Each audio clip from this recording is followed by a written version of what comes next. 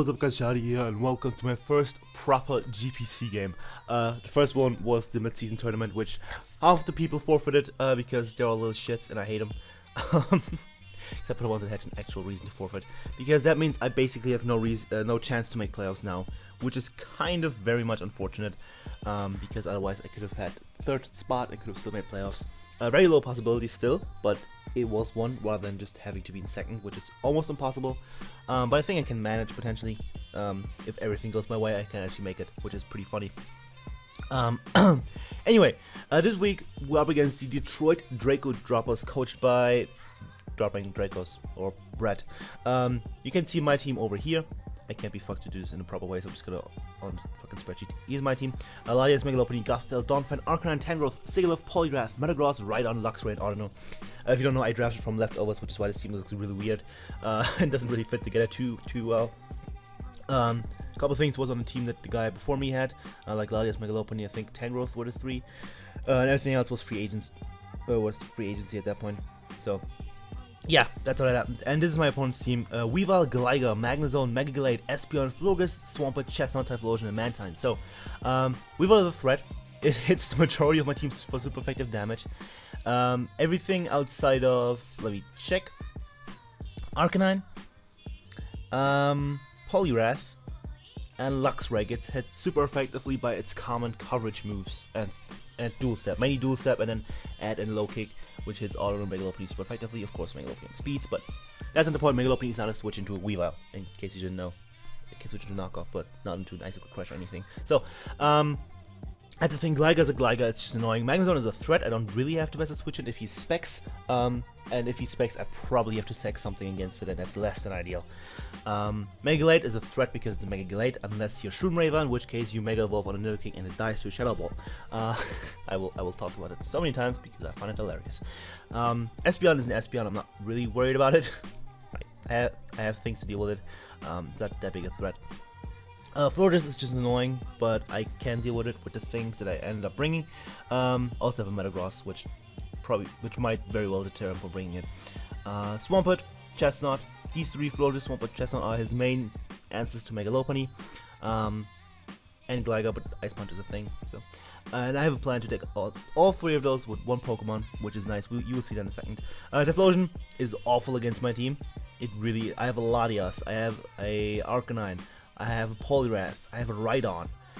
The only things it really threatens are Metagross and Tangrowth. Everything else can potentially get damage off, can potentially live a hit depending on his set or its speed. Get damage off to the point where Eruption just doesn't do anything to them, or doesn't do as much as before, and my team can deal with it even more easily. So I don't think it's a good mon to bring, unless it brings in conjunction with Weavile to pursue trap things like Latias, because Latias is the best switch I have on my draft.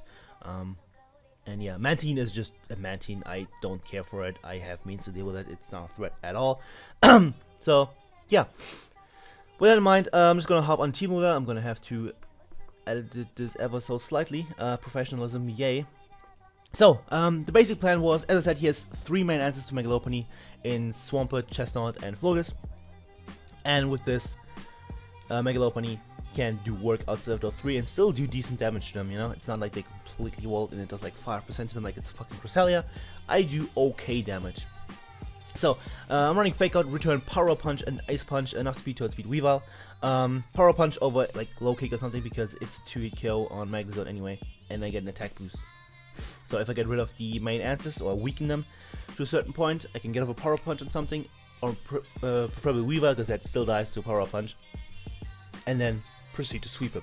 That's the basic story. Ice Punch was a bit of a toss-up between Ice Punch and Baton Pass, because Baton Pass would be nice to trap things with my Gothstel more easily, as his main answers, you know. If he switches in something to take on my Megalopony, I just click Baton Pass, go into Gothstel, and get trapped, bitch. What's the basic idea? I have Limber as a regular ability because fuck you, wave. Basically it. So yeah, that's all it is. I cannot click Fake Out against Megaglade. Very bad idea. Very bad idea. Don't do that, Charlie. Thank you. As I said, the main plan is Super Megalopony, but do that in conjunction with Bailey, my Gothstel, the Colberry Shadow Tag, of course, Anti-Ball, Psyshock, Heal Block, and Calm Mind, max special attack Monist with 104 speed, which is enough to outspeed Florges by a little bit, I think. Yeah. And this thing traps all 3 of the mods he has. Chestnut gets beaten very easily. Florges probably gets beaten after a little bit of Coal Mine shenanigans. And Swampert just dies from energy wall depending on his spread. If not, he takes like 90 something percent if he's fully SPDF. If he's Rinderberry, he still takes good damage from it, to the point where Megalopony can then just, to the point where it's not switching to Megalopony anymore, basically. So that's very nice. Put a light, it's dark in my room. You don't see that, but that's irrelevant. The reason I have a Cobbleberry is because this will allow me to not get pursued by Weavile. If you want to be cheeky and have a shed shell on something that he expects my Gothtail to trap, that would be very nice of him. That's very good play on his part. But I can still switch out the pursuit with my Cobbleberry, can live it. Without it would just Oko me, which is ridiculous. And I can be a happier Gothtail and trap something else. Also, if he pulls a cheeky double, expecting my Gothtail, and he wants to pursuit me with Weavile, then Cobbleberry will kick in. It's all fine dandy. Gothtail is still alive, and I just have to play a little bit more carefully with it. And yeah, that's basically that. So after Megalopony and Gothtail, even though Gothtail's in 4th spot, I kind of did this differently. We have Crater the Arcanine. Shout out to Crater, Carter. With Rocky Helmet, Intimidate Stability, Flare Blitz, Will-O-Wisp, Morning Sun, and Extreme Speed. Physical Defensive with a little bit of SPDF investment. That SPDF investment is so that I don't lose to Typhlosion with the team I ended up bringing. As you can see, I didn't bring any of my other fire resistances, and I didn't bring any of the specially defensive ones, because as you can see, Arcanine is physically defensive. But I still want something that can take on Typhlosion. With this spread, I think I can switch into a Scarfed Eruption or Scarfed Hidden Power Rock, whatever, I think both, and not get too killed by it. So yeah, that's that. Flabits for stab, it hits thing at 4, it's relatively hard, and Chesam as well. And Will-O-Wisp, I changed it last second from Toxic, because I felt like it would overall be more useful. He can't bounce it back with SPL, well, he can bounce it back, but it's not going to do anything because I'm a fucking fire type, I'm a fire doge, look at me. So yeah, that's cool. He can't do that. It also weakens things like Swampert, so I can potentially beat them depending on what he has on it. If he doesn't have Scald or Earth Power or something of this sort, I'm not going to risk it, but it's a possibility. And just in general, making things like Weavile and Megaglade weaker is very nice. This is also obviously my switch into Weavile and Megaglade, which pressures the thing heavily, of course, but what can you do? Yeah, E-Speed is also there for just picking things off like Weavile and Megaglade if they're low. And for Typhlosion, because I can weaken the eruption, and that's very crucial.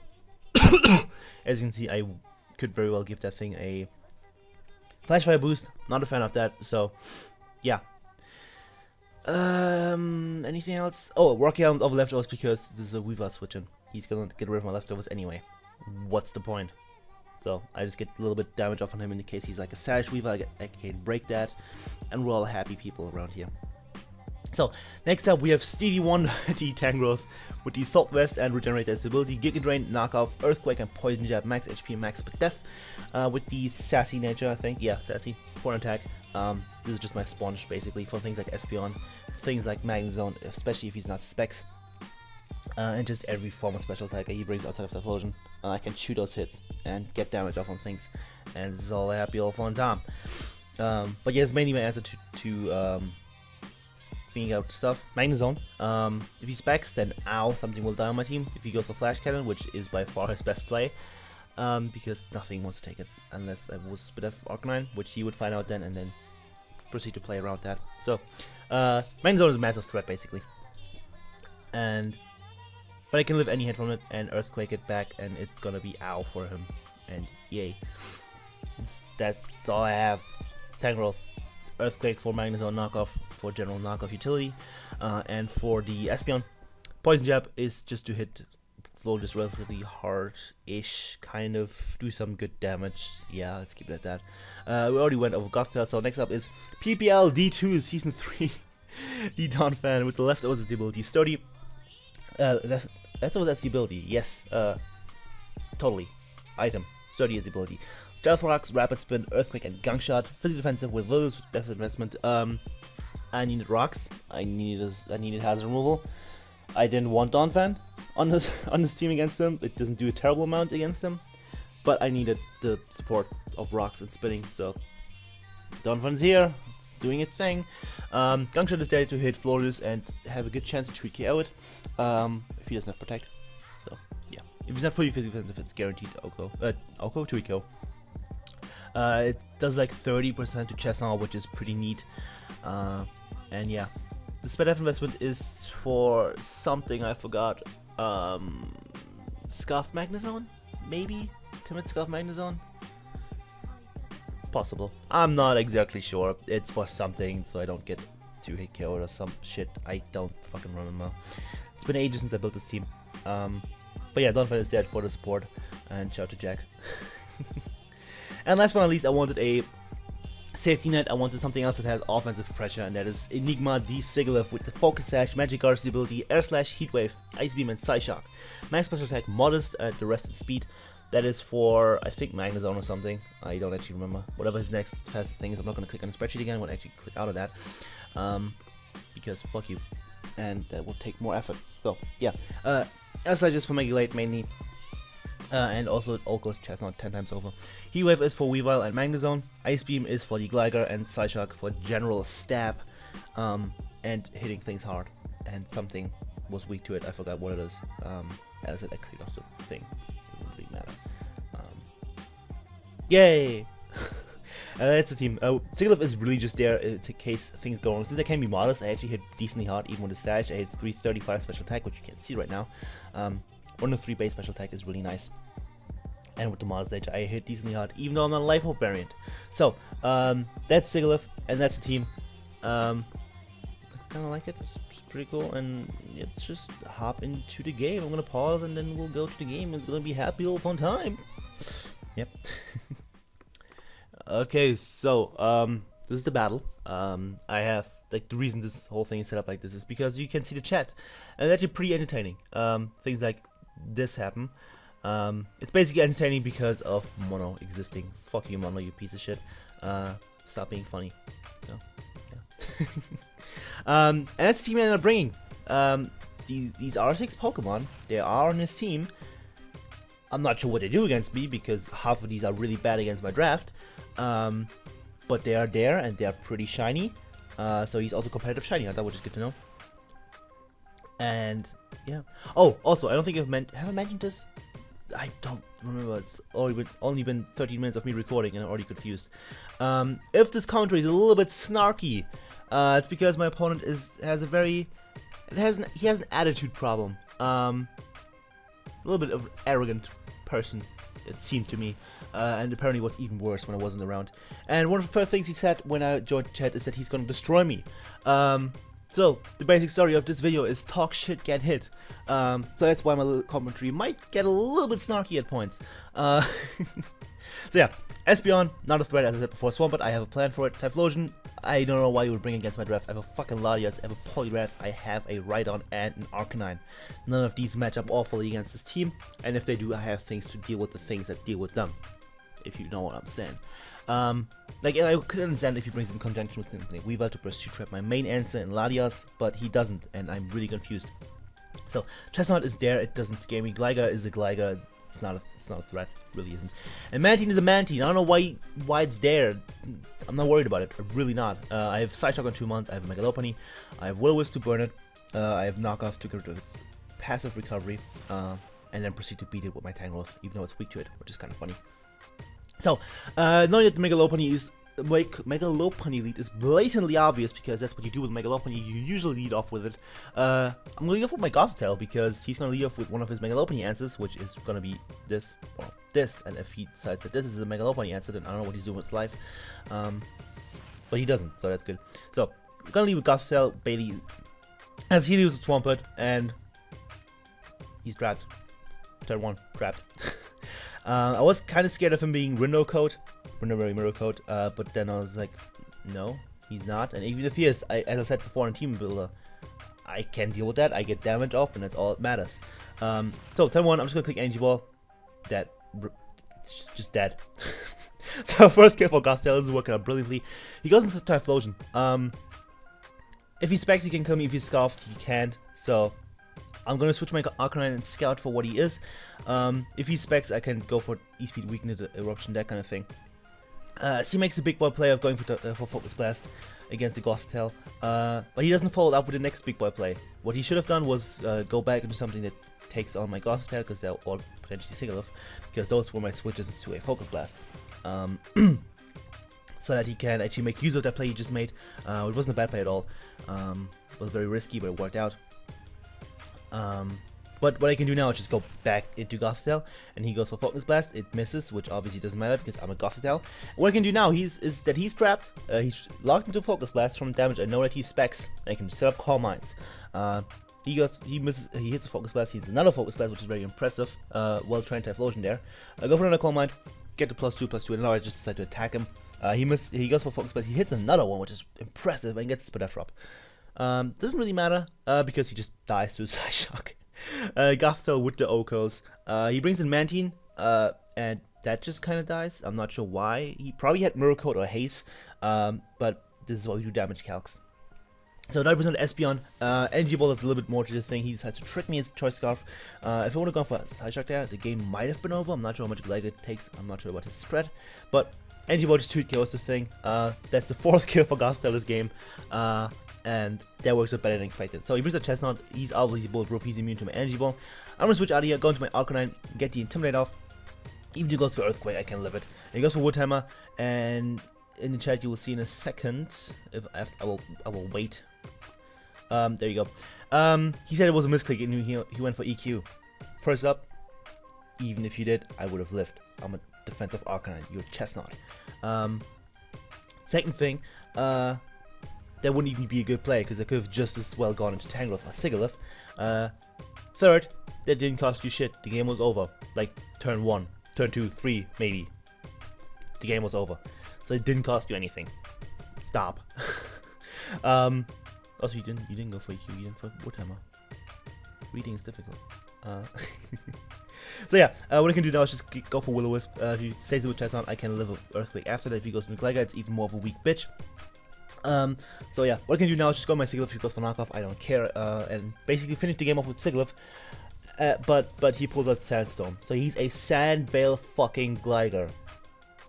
I'm not sure what kind of drugs he took before this game, or before prepping this game, and I'm not sure who told him this was a good idea, but whoever did that, punched him in the face. It's not a good idea. It's awful. It doesn't gain you anything.